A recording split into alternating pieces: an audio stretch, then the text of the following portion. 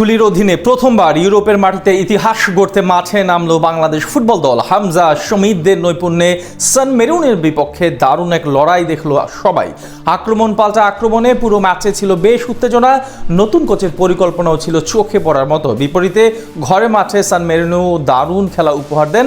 সেখান থেকে ম্যাচ শেষে কেমন হলো ফলাফল এবং বাংলাদেশের পারফরমেন্স নিয়ে বিস্তারিত জানবো রিপোর্ট। ইউরোপের মাটিতে প্রথমবারের মতো লাল সবুজের জার্সি গায়ে মাঠে নামে বাংলাদেশ। প্রতিপক্ষ পুচকে সান মারিনো হলেও দেশের ফুটবলে এই ম্যাচটা বিশেষই বটে। আর এমন ম্যাচেই প্রধান কোচ টমাস জুলির একাদশ নির্বাচন নিয়ে উঠেছে প্রশ্ন। ইউরোপের মাটিতে খেলা শুরু হলেও শুরুর একাদশে সমিত সোম কিংবা ফাহমিদুলকে না রাখা নিয়ে আলোচনা হয়েছে বেশ। শুরু থেকেই অবশ্য কিছুটা নিয়ন্ত্রণ হাতে থাকে লাল সবুজেরা। একের পর এক সেট পিস পেয়ে লাল সবুজদের কিছুটা চাপেই রাখে স্বাগতিকেরা।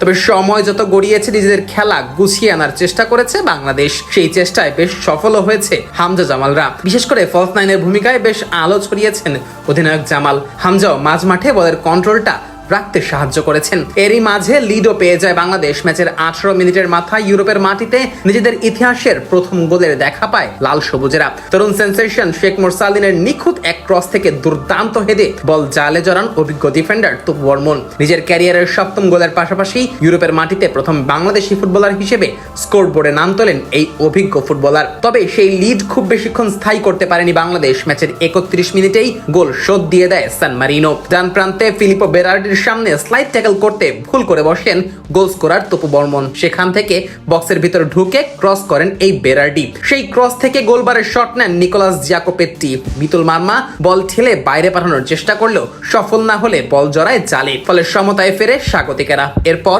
দুই দলই মুহুর্মুহু আক্রমণ শানাতে থাকে। তবে প্রথমার্ধে গোলের দেখা পায়নি কেউই। ফলে 1-1 এর ড্র নিয়েই শেষ হয় প্রথমার্ধের খেলা। দ্বিতীয়ার্ধের শুরু থেকেই সান মারিনোকে চেপে ধরে বাংলাদেশ। এমনকি খেলা শুরু হবার মিনিট 6 পরেই গোলের দেখা পেত লাল সবুজেরা। তবে সাদ উদ্দিনের ক্রস থেকে ফাঁকা বার পেয়েও বল জালে জড়াতে পারেননি ফয়সাল আহমেদ ফাহিম। তার শট ফিরে আসে বারে লেগে। সে যাত্রায় বেঁচে যাওয়া সান মারিনো এরপর খেলা গুছিয়ে এনে চাপে ফেলতে থাকে টাইগারদেরই। বেশ কিছু আক্রমণে গোলের সুযোগও তৈরি করে স্বাগতিকেরা, যদিও গোলের দেখা পায়নি সান মারিনো। এরই মাঝে ম্যাচের 68 মিনিটে সবচেয়ে সহজ সুযোগ হাতছাড়া হয় লাল সবুজের। ডিফেন্স থেকে উড়ে আসা এক বল পেয়ে যান বিশ্বনাথ ঘোষ। অফসাইড ট্র্যাপকে বুড়ো আঙ্গুল দেখিয়ে সেই বল পেয়ে যান এই ফুটবলার।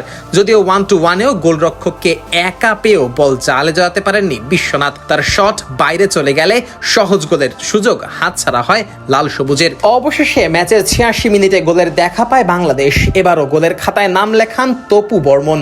হামজার নেওয়া এক ফ্রি কিক থেকে দারুণ শট নেন বিশ্বনাথ ঘোষ। আর সেই শটে দারুণ এক হেডারে বল জালে জড়ান তপু। ফলে ইউরোপের মাটিতে নিজেদের যাত্রাটা জয় দিয়ে শুরু করলো লাল সবুজেরা। সান মেরিনোকে তাদেরই মাঠে গিয়ে হারালো 2-1 ব্যবধানে।